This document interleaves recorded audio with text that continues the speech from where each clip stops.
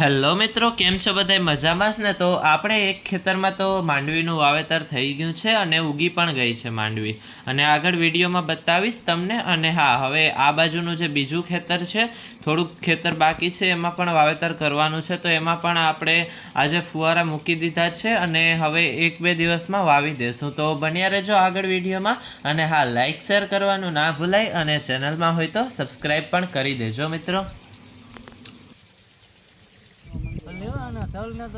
સવારમાં તલનો તોલ પણ ચાલુ થઈ ગયો છે અને તલ ભાણવરના જ વેપારીને આપ્યા છે. ભાવ પણ સારો એવો આવી ગયો છે અને વીઘે 7.5 જેટલો 8 મણ જેટલો ઉતારો આવ્યો છે અંદાજે.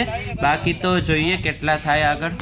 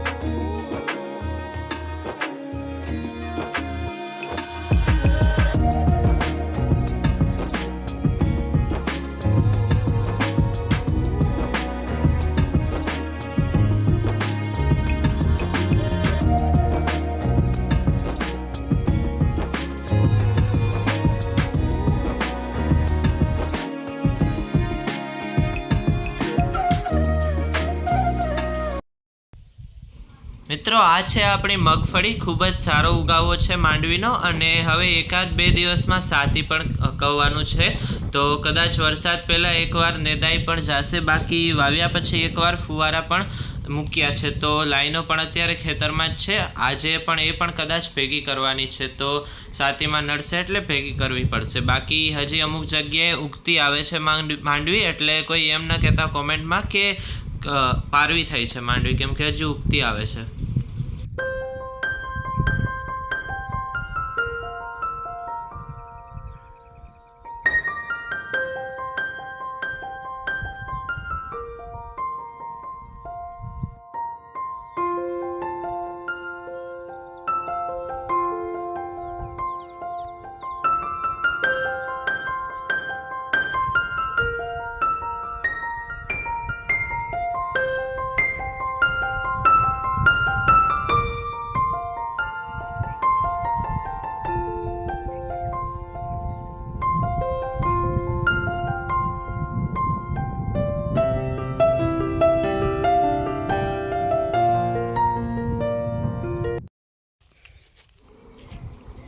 તો આપણે જે ભાગમાં તલ હતા એ ફૂંકણીમાં કાઢ્યા પછી તલહેરા જે હતા એ અહીં નાખી દીધા છે.